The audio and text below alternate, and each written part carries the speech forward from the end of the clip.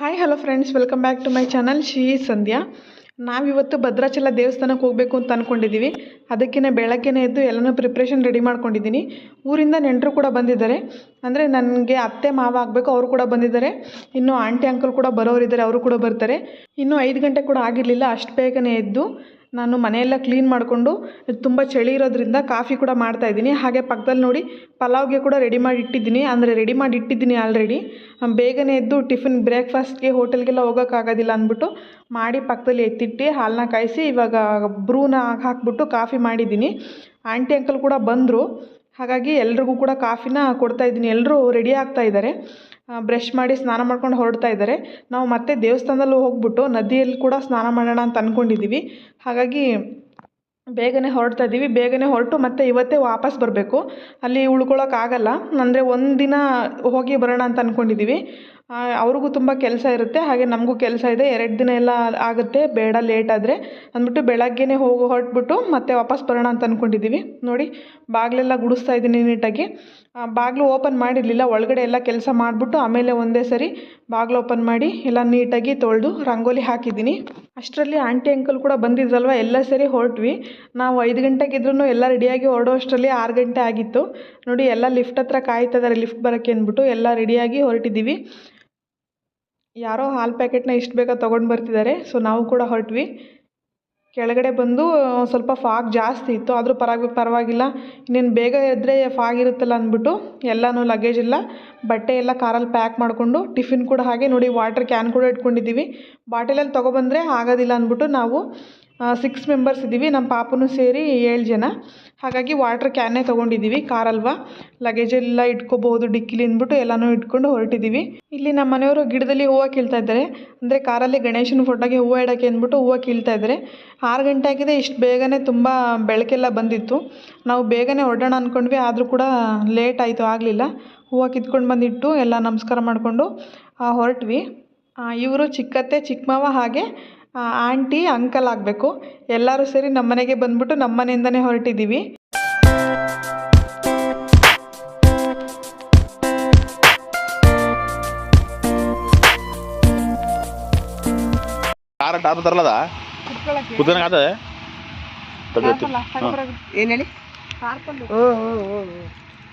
ಇಲ್ಲಿ ದಾರಿ ಮಧ್ಯದಲ್ಲಿ ಬ್ರೇಕ್ಫಾಸ್ಟ್ ಮಾಡೋಣ ಅಂತ ಕಾರ್ನ ನಿಲ್ಲಿಸ್ಬಿಟ್ಟು ಒಂದು ಒಳ್ಳೆ ತೋಟ ಸಿಕ್ತು, ಪಾಮೈಲ್ ತೋಟ. ಒಳಗಡೆ ಬಂದ್ಬಿಟ್ಟು ಅಲ್ಲೇ ಬ್ರೇಕ್ಫಾಸ್ಟ್ನ ಮುಗಿಸ್ಕೊಳ್ತಾ ಇದ್ದೀವಿ. ನಾನು ಮನೆಯಿಂದ ಪಲಾವ್ ಮಾಡ್ಕೊಂಡು ಬಂದಿದ್ದೆ, ಹಾಗಾಗಿ ಮೊಸರು ತೊಗೊಂಡು ಬಂದು ಇಲ್ಲೇ ಎಲ್ಲರೂ ಕೂತ್ಕೊಂಡು ಇಲ್ಲೇ ತಿಂತಾಯಿದ್ದೀವಿ. ತುಂಬಾ ಚೆನ್ನಾಗಿತ್ತು. ಈ ಥರ ತೋಟದ ಮಧ್ಯದಲ್ಲಿ ತಿನ್ನೋದು ಅಂದರೆ ತುಂಬಾ ಚೆನ್ನಾಗಿರುತ್ತೆ. ಆ ಕಡೆ ಈ ಕಡೆ ನೋಡಿಕೊಂಡು ಬೆಳಗಿನ ಟೈಮ್ ಅಲ್ವ, ತುಂಬ ಪ್ರಶಾಂತವಾಗಿತ್ತು. ಹಕ್ಕಿಗಳ ಕೂಗು ಎಲ್ಲ ತುಂಬಾ ಚೆನ್ನಾಗಿತ್ತು. ಬರೋ ದಾರಿ ಕೂಡ ತುಂಬ ಚೆನ್ನಾಗಿತ್ತು. ಮಧ್ಯದಲ್ಲಿ ಕಾಡು, ಭದ್ರಾಚಲಕ್ಕೆ ಹೋಗಬೇಕಾದ್ರೆ ತುಂಬಾ ಕಾಡು ಸಿಗುತ್ತೆ. ನೋಡಿ ನಾವಿಲ್ಲಿ ಬ್ರೇಕ್ಫಾಸ್ಟ್ನ ಮುಗಿಸ್ಕೊಂಡು ಹೊರಡ್ತಾ ಇದ್ದೀವಿ. ಮತ್ತೆ ಹೊರಟ್ವಿ. ನೋಡಿ ಕಾಡು ಹೇಳಿದ್ನಲ್ಲ, ಇಲ್ಲಂತೂ ತುಂಬಾ ಚೆನ್ನಾಗಿತ್ತು. ತುಂಬ ಕೋತಿಗಳು ಕೂಡ ಇತ್ತು. ಕೋತಿಗಳು ಅಂದರೆ ಕೋತಿಗಳ ಹಿಂಡೆ ಇತ್ತು. ಕಾರ್ ಬಂದರೆ ಏನಾದರೂ ಹಾಕ್ತಾರೆ, ಹಣ್ಣು ಏನಾದರೂ ಹಾಕ್ತಾರೆ ಅಂದ್ಬಿಟ್ಟು ಮೇಲೆ ಕಾರ್ ಪಕ್ಕನೇ ಬರ್ತಿತ್ತು. ನಮಗೆ ನಿಜವಾಗ್ಲೂ ಗೊತ್ತಿರಲಿಲ್ಲ ಇಷ್ಟೊಂದು ಕೋತಿಗಳಿರುತ್ತೆ ಅಂದ್ಬಿಟ್ಟು. ಇದ್ದಿದ್ದು ಏನಾದರೂ ಬಾಳೆಹಣ್ಣು ಏನಾದರೂ ತೊಗೊಂಡು ಬರ್ಬೋದಿತ್ತು. ನಿಜವಾಗ್ಲೂ ತುಂಬ ಬೇಜಾರಾಯಿತು. ಆ ಕಡೆಯಿಂದ ತೊಗೊಂಡು ಬರೋಣ ಅಂತ ಅಂದ್ಕೊಂಡ್ವಿ, ಆದರೆ ನಾವು ಆ ಕಡೆಯಿಂದ ಬರೋಷ್ಟರಲ್ಲಿ ತುಂಬಾ ಕತ್ಲೆ ಆಗಿಬಿಟ್ಟಿತ್ತು. ಜೋರು ಮಳೆ ಬರ್ತಿತ್ತು. ಕತ್ಲೆಯಲ್ಲಿ ಯಾವ ಕೋತಿಗಳು ಸಹ ಇರಲಿಲ್ಲ. ಆ ಮಳೆ ನೋಡಿದ್ರೆ ನನಗೇ ಭಯ ಆಯಿತು, ತುಂಬಾ ಭಯ ಆಗಿತ್ತು, ಅಷ್ಟು ಮಳೆ ಬರ್ತಿತ್ತು ಬರಬೇಕಾದ್ರೆ. ಹಾಗಾಗಿ ಕೋತಿಗಳಿಗೇನೂ ಹಾಕೋಕ್ಕಾಗಲಿಲ್ಲ, ಮಿಸ್ ಮಾಡ್ಕೊಂಡ್ವಿ. ನೋಡಿ ಬಂದ್ವಿ ದೇವಸ್ಥಾನ ಹತ್ರ ಬಂದು ಒಂದು 11 ಗಂಟೆ ಆಗಿತ್ತು. ಮತ್ತೆ 1 ಗಂಟೆಗೆಲ್ಲ ದೇವಸ್ಥಾನ ಕ್ಲೋಸ್ ಮಾಡಿಬಿಡ್ತಾರೆ ಅಂತ ಹೇಳಿದರು. ಹಾಗಾಗಿ ಫಸ್ಟು ಸ್ನಾನ ಮುಗಿಸ್ಕೊಂಡು ಬರೋಣ, ಭದ್ರಾಚಲ ನದಿಲಿ ಸ್ನಾನ ಮುಗಿಸ್ಕೊಂಡು ಬಂದು ಮತ್ತೆ ದರ್ಶನಕ್ಕೆ ಹೋಗೋ ಅಷ್ಟರಲ್ಲಿ ಸರಿಯಾಗುತ್ತೆ ಅಂದ್ಬಿಟ್ಟು ಬಂದಿದ್ದೀವಿ. ನದಿ ಅಂತೂ ತುಂಬಾ ಚೆನ್ನಾಗಿ ತುಂಬಿ ಹರಿತಿತ್ತು, ನೋಡೋಕ್ಕಂತೂ ತುಂಬಾ ಚೆನ್ನಾಗಿದೆ. ನಾನು ಈ ಟೆಂಪಲಿಗೆ ಬರ್ತಿರೋದು ಸೆಕೆಂಡ್ ಟೈಮು. ಫಸ್ಟು ನಮ್ಮ ಅಕ್ಕ ಬಾವ ಅವ್ರು ಬಂದಾಗ ಅವ್ರ ಜೊತೆನೇ ಬಂದಿದ್ದೆ. ನಮ್ಮ ಹಸ್ಬೆಂಡು ನಮ್ಮ ಫ್ಯಾಮಿಲಿ ಎಲ್ಲ ಬರ್ತಾಯಿರೋದು ಇದೇ ಫಸ್ಟ್ ಟೈಮು. ತುಂಬಾ ಚೆನ್ನಾಗಿತ್ತು. ಫಸ್ಟ್ ಟೈಮ್ ಬಂದಾಗ ಮತ್ತೆ ಬರಬೇಕು ಅಂತ ಅಂದ್ಕೊಂಡಿದ್ದೆ. ಹಾಗಾಗಿ ಇವಾಗ ಟೈಮು ಕೂಡಿ ಬಂತು. ತುಂಬಾ ಚೆನ್ನಾಗಿತ್ತು ನೋಡಿ. ಅಂದರೆ ರಾಮನವಮಿ ಟೈಮಲ್ಲಿ ತುಂಬಾ ಕ್ರೌಡ್ ಜಾಸ್ತಿ ಇರುತ್ತೆ ಅನಿಸುತ್ತೆ. ಇವಾಗ ಅಷ್ಟೊಂದೇನು ಇರಲಿಲ್ಲ. ನೀರು ಅಲ್ಲಿವರೆಗೂ ಬಂದಿತ್ತು ಅನಿಸುತ್ತೆ ನೋಡಿ. ಇವಾಗ ಕೆಳಗಡೆ ಹೋಗಿಬಿಟ್ಟಿದೆ, ಎಲ್ಲ ನೀರು ಬಂದಿರೋ ಇದು ಕೂಡ ಇದೆ. ತುಂಬ ಪ್ರಶಾಂತವಾಗಿತ್ತು, ಖಾಲಿಯಾಗಿತ್ತು. ನಾವು ಹೋಗಿ ಆರಾಮಾಗಿ ನೀಟಾಗಿ ಆಟಾಡಿಕೊಂಡು ತುಂಬಾ ಚೆನ್ನಾಗಿ ಎಂಜಾಯ್ ಮಾಡ್ಕೊಂಡು ಬಂದ್ವಿ. ರೀ జేబులో ఏమో ఉంది, ఏంటది?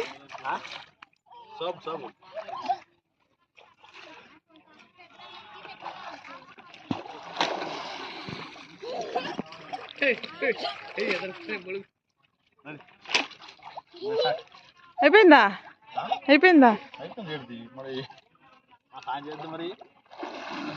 ನೋಡೋದ್ರಲ್ವ ಎಷ್ಟೊಂದು ಚೆನ್ನಾಗಿತ್ತು. ನನ್ನ ಮಗ ಅಂತೂ ತುಂಬಾ ಎಂಜಾಯ್ ಮಾಡ್ದ. ನೀರು ಅಷ್ಟು ಆಳ ಏನಿರಲಿಲ್ಲ, ಕೆಳಗಡೆ ಮರಳು ತುಂಬಾ ಚೆನ್ನಾಗಿತ್ತು. ನೀಟಾಗಿ ಎಂಜಾಯ್ ಮಾಡಿಕೊಂಡು ಇನ್ನೊಂದು ಸ್ವಲ್ಪ ಹೊತ್ತು ಇರೋಣ ಅಂದರೆ ಬೇಡ ಲೇಟ್ ಆಗುತ್ತೆ ಅಂತ ಕರ್ಕೊಂಡು ಬಂದುಬಿಟ್ರು. ಎಲ್ಲ ದೊಡ್ಡವ್ರ ಜೊತೆ ಹೋಗಿ ಅವ್ರು ನೀರಲ್ಲಿ ಆಟ ಆಡೋಕ್ಕೆ ಬಿಟ್ಟಿಲ್ಲ. ಮತ್ತು ಅಲ್ಲಿಂದ ಡೈರೆಕ್ಟ್ ಬಂದುಬಿಟ್ಟು ದರ್ಶನಕ್ಕೆ ಹೋದ್ವಿ. ದೇವಸ್ಥಾನದ ಹತ್ರ ವೀಡಿಯೋ ಏನೂ ಮಾಡೋ ಹಾಗಿಲ್ಲ, ವೀಡಿಯೋಸು ಫೋಟೋಸ್ ಏನು ತೆಗಿಯೋ ಹಾಗಿಲ್ಲ. ಹಾಗಾಗಿ ನಾನು ವೀಡಿಯೋಸ್ ಏನೂ ತೊಗೊಳ್ಳಿಲ್ಲ. ದರ್ಶನ ಎಲ್ಲ ತುಂಬಾ ಚೆನ್ನಾಗಾಯಿತು. ನಮಗಂತೂ 2 ಸರಿ ದರ್ಶನ ಆಯಿತು. ಫಸ್ಟ್ನೇ ಸರಿ ಹೋದಾಗ ತುಂಬಾ ಕ್ರೌಡ್ ಇತ್ತು. ಹಾಗಾಗಿ ಬೇಗ ಬೇಗ ಹೋಗಿ ಅಂದ್ಬಿಟ್ಟು ಕಳಿಸ್ಬಿಟ್ರು. ಮತ್ತೆ ಹೊರಗಡೆ ಬಂದು ಕೂತ್ಕೊಂಡಾಗ ಅಲ್ಲಿ ಪೂಜಾರಿ ಇರ್ತಾರಲ್ಲ, ಅವ್ರು ಯಾವಾಗ ಖಾಲಿ ಇದೆ ಇನ್ನೊಂದು ಸರಿ ದರ್ಶನ ಮಾಡ್ಕೊಳ್ಳೋರಿದ್ರೆ ಬನ್ನಿ ಅಂತ ಕರೆದ್ರು. ತುಂಬ ನೀಟಾಗಿ ಹೋಗಿ ಒಂದು 1/4 ಗಂಟೆ ನಿಂತ್ಕೊಂಡು ನೋಡಿದ್ವಿ ಈ ದೇವ್ರನ್ನ. ಮಧ್ಯಾಹ್ನ ಟೈಮ್ ಅಲ್ವಾ, ತುಂಬಾ ಫ್ರೀ ಇತ್ತು. ಎಲ್ರೂ ಒಂದೇ ಸರಿ ಬಂದುಬಿಟ್ಟು ಬೇಗ ಬೇಗ ಊಟ ಟೈಮ್ ಆಗುತ್ತೆ ಅಂದ್ಬಿಟ್ಟು ಬೇಗ ಹೊರಟರು. ಹಾಗಾಗಿ ನಾವು ಸ್ವಲ್ಪ ಅಲ್ಲೇ ಹೊತ್ತು ಕೂತಿದ್ವಲ್ಲ, ಮತ್ತೆ ಬಂದು ಪೂಜಾರು ಕರೆದಿದ್ರಿಂದ ತುಂಬಾ ಚೆನ್ನಾಗಿ ದರ್ಶನ ಮಾಡ್ಕೊಂಡ್ವಿ. ದರ್ಶನ ಮಾಡ್ಕೊಂಡು ಹೊರಗಡೆ ಬಂದ ತಕ್ಷಣ ದೇವಸ್ಥಾನ ಅಂದರೆ ತುಂಬ ಈ ಥರ ಐಟಮ್ಸ್ ಎಲ್ಲ ಇರುತ್ತಲ್ಲ, ನನ್ನ ಮಗ ನೋಡಿ ಬೇಕೇ ಬೇಕು ಅಂತ ಹಠ ಹಿಡ್ದ. ಹಾಗಾಗಿ ತೊಗೊಳ್ಳೋಣ ಅಂದ್ಬಿಟ್ಟು ಒಳಗಡೆ ಹೋಗಿ ನೋಡಿ ಆ JCB ಹಿಡ್ಕೊಂಡಿದ್ದಾನ ಕೈಯಲ್ಲಿ, ಅದನ್ನು ಕೊಡಿಸ್ತಾ ಇದ್ದಾರೆ. ನಾವು ಕಾರಲ್ಲೇ ಸ್ಲಿಪ್ಪರ್ಸ್ನ ಬಿಟ್ಟು ಹೋಗಿದ್ರಿಂದ ತುಂಬಾ ಬಿಸಿಲಿತ್ತು. ಬರೀ ಕಾಲೆಲ್ಲ ನಡೆಯೋಕ್ಕೆ ಆಗ್ತಿರ್ಲಿಲ್ಲ. ತುಂಬಾ ಬಿಸಿಲು ಜಾಸ್ತಿ ಇತ್ತು, ಕಾಲೆಲ್ಲ ಸುಟ್ಟು ಹೋಗ್ತಿತ್ತು. ಎಲ್ಲನ ನೆರಳು ಕಂಡ್ರೆ ಸಾಕು ಅಲ್ಲಿಗೆ ಓಡೋಗೋಣ ಅನ್ನಿಸ್ತಿತ್ತು. ಮತ್ತು ನಮ್ಮ ಪಾಪುದು ಗೊಂಬೆ ತೊಗೊಂಡ, ಹಾಗೆ ನಮ್ಮ ಅತ್ತೆ ಮಾವ ಹಾಗೆ ಆಂಟಿ ಅಂಕಲು ಇಲ್ಲಿ ನೋಡಿ ಇಟ್ಕೊಂಡಿದ್ದಾರಲ್ಲ, ಇದು ಹಸು ಕರುದು ಗೊಂಬೆ ತೊಗೊಂಡ್ರು. ಇದನ್ನು ದೇವ್ರ ಮನೇಲಿ ಇಡಬೇಕು, ಪೂಜೆ ಮಾಡಬೇಕಂತಂದು ಹೇಳಿಬಿಟ್ಟು ಇಬ್ಬರು ಒಂದೊಂದು ತೊಗೊಂಡ್ರು. 2 ಆಂಟಿ ಅಂಕಲ್ ಒಂದು ತೊಗೊಂಡ್ರು, ಹಾಗೆ ಅತ್ತೆ ಮಾವ ಒಂದು ತೊಗೊಂಡ್ರು. ನನ್ನ ಹತ್ರ ಇತ್ತು ಆಲ್ರೆಡಿ, ಹಾಗಾಗಿ ನಾನು ತೊಗೊಳ್ಳಿಲ್ಲ. ಅದನ್ನೇ ನೋಡಿ ಬ್ಯಾರನ್ ಮಾಡಿ ತೊಗೊಳ್ತಾಯಿದ್ರು. ಈ ದೇವಸ್ಥಾನದ ಹತ್ರ ಏನಾದರೂ ತೊಗೊಳಕ್ಕೆ ಹೋದರೆ ತುಂಬಾ ರೇಟ್ ಹೇಳ್ತಾರೆ. ಆದರೆ ಇಲ್ಲಿ ಆ ಥರ ತುಂಬ ಜಾಸ್ತಿ ರೇಟ್ ಅಂತ ಏನು ಅನ್ನಿಸ್ಲಿಲ್ಲ, ಪರವಾಗಿಲ್ಲ. ಅದು 150 ರುಪೀಸ್ಗೆ, ಇನ್ನು ಅದಕ್ಕಿಂತ ಸ್ವಲ್ಪ ಚಿಕ್ಕದಿದ್ರೆ 80 ರುಪೀಸ್ ಅಂತ ಹೇಳಿದ್ರು. ಪರವಾಗಿಲ್ಲ, ಅಷ್ಟು 150 ರೂಪಾಯಿ ಕೊಡ್ಬೋದು. ಹಾಗಾಗಿ ಆಂಟಿ ಒಂದು ಅತ್ತೆ ಒಂದು ಇಬ್ಬರು ಒಂದು ತೊಗೊಂಡ್ರು. ನಾನು ಹಾಗೆ ಸುಮ್ಮನೆ ಎಲ್ಲ ಕಡೆ ನೋಡ್ತಾ ಇದ್ದೆ ಏನೇನಿದೆ ಅಂದ್ಬಿಟ್ಟು. ನೋಡಿ ಫಸ್ಟ್ ಕೊಡಿಸಿದ್ದು JCBನ ಬೇಡ ಅಂತ ಹೇಳ್ಬಿಟ್ಟು ಅದನ್ನು ಇಟ್ಬಿಟ್ಟು ಇವನೇ ಬೇರೆದೊಂದು ತೊಗೊಬಂದು ಓಪನ್ ಮಾಡಿ ನೋಡಿದ್ರೆ ಕವರ್ ಓಪನ್ ಮಾಡಲಿಲ್ಲ. ಅವಾಗ ಹಾಗೆ ಹಿಡ್ಕೊಂಡು ಬಂದ್ವಿ. ಕವರ್ ಮುಂದೆ ಬಂದು ಓಪನ್ ಮಾಡಿ ನೋಡಿದ್ರೆ ಒಳಗಡೆ ಮುರಿದು ಹೋಗಿತ್ತು. ಇನ್ನೇನು ಮಾಡೋಕ್ಕಾಗೋದಿಲ್ಲ ಅಂದ್ಬಿಟ್ಟು ಅದನ್ನೇ ತೊಗೊಂಡು ಬಂದ್ವಿ. ಮತ್ತು ಅಲ್ಲಿಂದ ಬಂದುಬಿಟ್ಟು ಊಟಕ್ಕೆ ಅಂತ ಬಂದ್ವಿ. ಅಲ್ಲೇ ದೇವಸ್ಥಾನದಲ್ಲಿ ದರ್ಶನ ಮಾಡಬೇಕಾದ್ರೆ ಊಟಕ್ಕೆ ಅಂತಂದ್ಬಿಟ್ಟು ಟಿಕೆಟ್ ಕೊಡ್ತಾರೆ. ದರ್ಶನ ಮಾಡೋಕ್ಕೆ ಕ್ಯೂ ನಿಂತಿದ್ದಾಗಲೇ ಕೊಡ್ತಾರೆ, ಅಲ್ಲೇ ಇಸ್ಕೊಬೇಕು. ನಾವು ಅಲ್ಲೇ ಇಸ್ಕೊಂಡ್ವಿ. ಅಲ್ಲೇ ಇಸ್ಕೊಂಡು ಬಂದು ದರ್ಶನ ಎಲ್ಲ ಮುಗಿದ್ಮೇಲೆ ಬಂದು ಊಟ ಮಾಡೋಕ್ಕೆ ಅಂತ ಕೂತಿದ್ದೀವಿ. ಇವಾಗ ನಮ್ಮದೇ ಲಾಸ್ಟ್ ಅನಿಸುತ್ತೆ. ಸ್ವಲ್ಪ ಹೊತ್ತು ಒಂದು 20 ನಿಮಿಷನೇ ವೆಯ್ಟ್ ಮಾಡಿ ಕೂತ್ಕೊಂಡು ಊಟ ಮಾಡಿ. ನಾನು ಫಸ್ಟ್ ಟೈಮ್ ನಮ್ಮ ಅಕ್ಕ ಬಾವನ ಜೊತೆ ಬಂದಿದ್ದಾಗ ಊಟ ಸಿಕ್ಕಿರಲಿಲ್ಲ. ಅಂದರೆ ಅವಾಗ ಗೊತ್ತಿರಲಿಲ್ಲ, ಊಟಕ್ಕೆ ಕೂಡ ಇಲ್ಲಿ ಟೋಕನ್ ತಗೋಬೇಕು ಅಂತ ನಮಗೆ ಗೊತ್ತಿರಲಿಲ್ಲ. ಹಾಗೆಯೇ ದೇವಸ್ಥಾನದಲ್ಲೆಲ್ಲ ಟೋಕನ್ ಇರಲ್ವಲ್ಲ, ಹಾಗಾಗಿ ಹಂಗೆ ಬರೋದು ಅಂತ ಅಂದ್ಕೊಂಡಿದ್ವಿ. ಆದರೆ ಈ ದೇವಸ್ಥಾನದಲ್ಲಿ ಸ್ಪೆಷಲಾಗಿ ಟೋಕನ್ ತಗೊಳ್ಬೇಕಂತ ಗೊತ್ತಿರಲಿಲ್ಲ, ಹಾಗಾಗಿ ಫಸ್ಟ್ ಟೈಮ್ ಸಿಕ್ಕಿರಲಿಲ್ಲ. ಇವಾಗ ಊಟ ಎಲ್ಲ ಮುಗಿಸ್ಕೊಂಡು ನಾವು ಮತ್ತೆ ಇಲ್ಲಿ ಪರ್ಣಶಾಲ ಅಂದ್ಬಿಟ್ಟು ರಾಮ ಸೀತೆ ಇರೋ ಜಾಗ ಇಲ್ಲಿ ಬಂದು ಇರ್ತಾಯಿದ್ರಂತೆ ಅವರು. ಅಂದರೆ ಯಾವುದೋ ಒಂದು ಟೈಮಲ್ಲಿ ರಾತ್ರಿ ಹೊತ್ತು ಇಲ್ಲಿ ಬಂದು ಅವರು ಉಳ್ಕೊಂಡು ಊಟ ಮಾಡಿ ಬಟ್ಟೆ ಎಲ್ಲ ತೊಳ್ಕೊಂಡಿದ್ರಂತೆ ಅವ್ರದ್ದು. ಅದನ್ನು ಇಲ್ಲಿ ಪರ್ಣಶಾಲ ಅಂತ ಹೇಳ್ತಾರೆ. ಅಲ್ಲಿಗೆ ನೋಡೋಣ ಅಂತ ಬಂದಿದ್ದೀವಿ. ಭದ್ರಾಚಲದಿಂದ ಇದು ಒಂದು ಎಷ್ಟು 25 ಕಿಲೋಮೀಟರ್ ಏನೋ ಅನಿಸುತ್ತೆ, ಅರ್ಧ ಗಂಟೆ ಜರ್ನಿ. ಅಲ್ಲಿಗೆ ನೋಡೋಣ ಅಂತ ಬಂದಿದ್ದೀವಿ. ಹೇಳಿದ್ರು ಮೊದಲೇ, ನಾನು ಫೋನಲ್ಲೆಲ್ಲ ಸರ್ಚ್ ಮಾಡಿದ್ದೆ ಯೂಟ್ಯೂಬಲ್ಲಿ, ಹಾಗಾಗಿ ನೋಡೋಣ ಅಂತ ಬಂದಿದ್ದೀವಿ. ಜಾಗ ತುಂಬ ಅಂದರೆ ತುಂಬಾ ಚೆನ್ನಾಗಿತ್ತು. ನೋಡಿ ಅಲ್ಲಿ ಸೀತೆದು ಗೊಂಬೆ ಥರ ಕೂಡ ಮಾಡಿದ್ದಾರೆ. ನನಗಂತೂ ನೋಡಿ ನಿಜವಾಗ್ಲೂ ತುಂಬಾ ಖುಷಿ ಆಯಿತು. ನಿಜವಾಗ್ಲೂ ರಾಮ ಸೀತೆ ಇರೋ ಜಾಗಕ್ಕೆಲ್ಲ ನಾವು ಬಂದಿದ್ದೀವಿ ಅಂದರೆ ನನಗೆ ನಿಜವಾಗ್ಲೂ ನಂಬೋಕ್ಕೆ ಆಗಲಿಲ್ಲ. ಅಲ್ಲೆಲ್ಲ ಅವ್ರು ಓಡಾಡಿರೋದು, ಹಾಗೆ ರಾತ್ರಿ ತಟ್ಟೆ ಅಂತ ಹೇಳ್ತಾರಂತೆ. ನೋಡಿ ಇವಾಗ ತೋರಿಸ್ತೀನಿ ಅದನ್ನು ಕೂಡ. ಕೆಳಗಡೆ ನದಿ, ಅದರಲ್ಲೆಲ್ಲ ಈ ಥರ ಬರೆದಿದ್ದಾರೆ ದೇವ್ರದ್ದು. ಬರೆದ್ಬಿಟ್ಟು ಅಲ್ಲಿ ಇರ್ತಾರೆ, ಒಂದು 3-4 ಜನನೇ ಇರ್ತಾರೆ. ಅವರು ಹೀಗೆ ಆಗಿತ್ತು ಅಂದ್ಬಿಟ್ಟು ಎಲ್ಲನೂ ಎಕ್ಸ್ಪ್ಲೇನ್ ಮಾಡ್ತಾರೆ. ನೋಡಿ ಇಲ್ಲೇ ತೋರಿಸ್ತಾ ಇದ್ದೀನಲ್ಲ, ಇದು ಸೀತಾದೇವಿನ ಗೊಂಬೆನ ಮಾಡಿಬಿಟ್ಟು ಅಲ್ಲಿ ಅದಕ್ಕೆ ಹಾರ ಹಾಕ್ಬಿಟ್ಟು ಪೂಜೆ ಎಲ್ಲ ಮಾಡಿದ್ದಾರೆ. ತುಂಬಾ ಚೆನ್ನಾಗಿತ್ತು.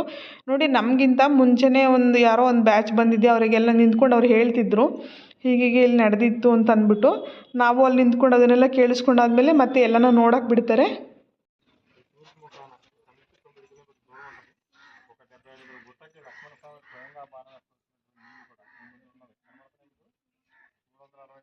ಸೂಪರ್ ಆಯ್ತು. ಅದಕ್ಕೆ ದೇವ್ರು ಇದ್ದಿದ್ದ ಜಾಗ ಹುಡುಕಿ ಬಂದು ಕುತ್ಕೊಳ್ಳೋದು, ನಮ್ಮನ್ನೆಲ್ಲ ಊರೊಳಗೆ ದೂಕಿ ಒಳಗೆ.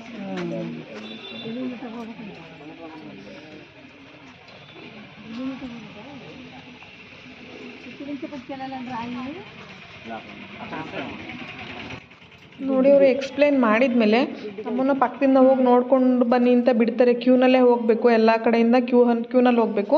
ಒಂದು 2-3 ಜನ ಇರ್ತಾರೆ ಅಲ್ಲಿ. ನೋಡಿ ಇದು ರಾತ್ರಿ ತಟ್ಟೆ ಅಂತೆ. ರಾಮ ಸೀತೆಯಲ್ಲಿ ಕೂತ್ಕೊಂಡು ರಾತ್ರಿ ಹೊತ್ತು ಇಲ್ಲಿ ಹಣ್ಣು ತಿಂದಿದ್ದು ಅಂತ ಹೇಳಿದ್ರು. ಅದಕ್ಕೆ ಹೂವು ಎಲ್ಲ ಹಾಕ್ಬಿಟ್ಟು ಕುಂಕುಮ ಎಲ್ಲ ಹಾಕ್ಬಿಟ್ಟು ಇದು ಮಾಡಿದ್ದಾರೆ, ಅಲಂಕಾರ ಮಾಡಿದ್ದಾರೆ. ಬೇಕಾದವರಲ್ಲಿ ದುಡ್ಡನ್ನು ಕೂಡ ಹಾಕ್ಬಿಟ್ಟು ನಮಸ್ಕಾರ ಮಾಡ್ಕೊಂಡು ಬರ್ಬೋದು. ನೋಡಿ ಅಲ್ಲಿ ಒಂದು ಯೆಲ್ಲೋ ಕಲರು ಹಾಗೆ ರೆಡ್ ಕಲರ್ ಕಲ್ಲಿದೆಯಲ್ಲ, ಅದು ಅರಿಶಿನ ಕುಂಕುಮ ಮತ್ತು ಸೀತಾದೇವಿ ಅವ್ರು ಇಟ್ಕೊಳ್ತಿದ್ದು ತುಂಬಾ ಚೆನ್ನಾಗಿದೆ. ಏನಾದರೂ ಬೇಕು ಅಂತಂದರೆ ಇಲ್ಲಿ ದುಡ್ಡು ಕೊಟ್ಟರೆ ಅದನ್ನು ಅರಿಶಿನ ಕುಂಕುಮನ ಕೊಡ್ತಾರೆ.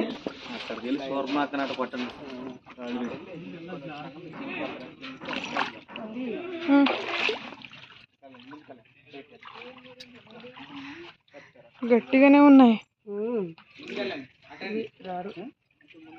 అయ్యో అయ్యో అయ్యో ఎవరది?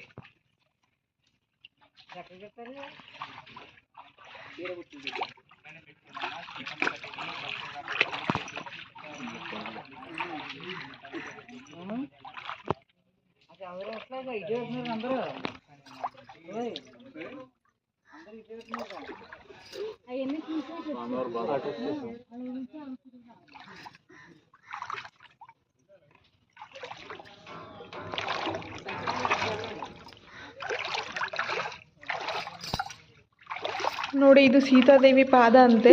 ಅಲ್ಲಿ ನಮಸ್ಕಾರ ಮಾಡ್ಕೊಳ್ಳೋಕ್ಕೆ ಬಿಡ್ತಾರೆ, ಮುಟ್ಟಿ ನೀರೊಳಗಡೆ ಹೋಗ್ಬಿಟ್ಟು ಅಲ್ಲಿಂದ ನಮಸ್ಕಾರ ಮಾಡ್ಕೊಂಡು ಮೇಲೆ ಬಂದರೆ ನೋಡಿ ಇಲ್ಲೇ ಸೀತಾದೇವಿಯವ್ರದ್ದು ವಿಗ್ರಹ ಕೂಡ ಮಾಡಿದ್ದಾರೆ.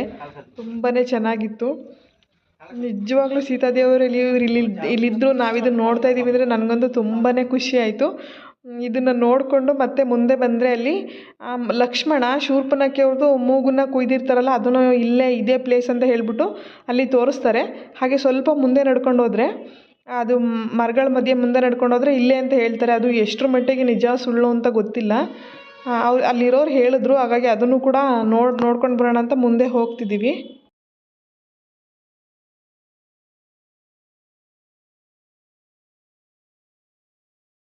ಈ ಪ್ಲೇಸ್ನಲ್ಲೇ ಲಕ್ಷ್ಮಣ ಶೂರ್ಪನಖಿ ಅವ್ರ ಮೂಗನ್ನ ಕುಯ್ದಿದ್ದಂತೆ. ಹಾಗಾಗಿ ಇಲ್ಲಿ ಬಂದರೆ ಅವರು ಗುಡ್ಡೆ ಮಾಡಿರ್ತಾರೆ ಕಲ್ಲನ್ನ. ಒಂದು ಕಲ್ಲಿಗೆ ಅಂದರೆ 3 ಕಲ್ಲು ಎಸಿಬೇಕಂತೆ ಒಬ್ಬರು. ಅದಕ್ಕೆ 10 ರೂಪೀಸ್ ಕೊಡಬೇಕಂತೆ. 3 ಕಲ್ಲಿಗೆ 10 ರೂಪೀಸ್ ಅಂತೆ. ಅದು ಅಲ್ಲಿ ಹಾಕಿರ್ತಾರೆ ಈ ಥರ. ನಾವು ಅದನ್ನು ಬಂದ್ಬಿಟ್ಟು ನಮಸ್ಕಾರ ಮಾಡಿಕೊಂಡು ಶೂರ್ಪನಖಿ ರಾಮ ಲಕ್ಷ್ಮಣ ಅವ್ರಿಗೆ ಕೊಟ್ಟಿರೋಂಥ ಕಷ್ಟನ ನಮಗೆ ಕೊಡಬೇಡ ಅಂತ ನಮಸ್ಕಾರ ಮಾಡಿಕೊಂಡು ಹಿಂದೆ ತಿರುಗಿ ನಿಂತ್ಕೊಂಡು 3 ಕಲ್ಲನ್ನ ಎಸಿಬೇಕಂತೆ. ಹಾಗಂತ ಅವ್ರು ಹೇಳಿದ್ರು. ಅವ್ರು ಹೇಳಿದ್ರಲ್ವ, ನಮಗೂ ಸರಿಯಾಗಿ ಗೊತ್ತಿಲ್ಲ, ಏನೋ ಹೇಳಿದ್ದು ಕೇಳಬೇಕಲ್ಲ ಅವ್ರು ಹೇಳಿದ್ದಂತ ಅಂದ್ಬಿಟ್ಟು ಹೆಂಗನ ಆಗಲಿ ಅಂತಂದ್ಬಿಟ್ಟು ನಾವು ಕೂಡ ಕಲ್ಲನ್ನ ಎಸ್ದ್ವಿ. ನಾವು 6 ಮೆಂಬರ್ಸ್ ಇದ್ವಿ, ನನ್ನ ಮಗ ಎಸಿಲಿಲ್ಲ. ಹಾಗಾಗಿ ಒಂದು 30 ರೂಪೀಸ್ ಕೊಟ್ಬಿಟ್ಟು ಎಲ್ಲರೂ 3 ಕಲ್ಲನ್ನ ಹಾಕಿದ್ವಿ.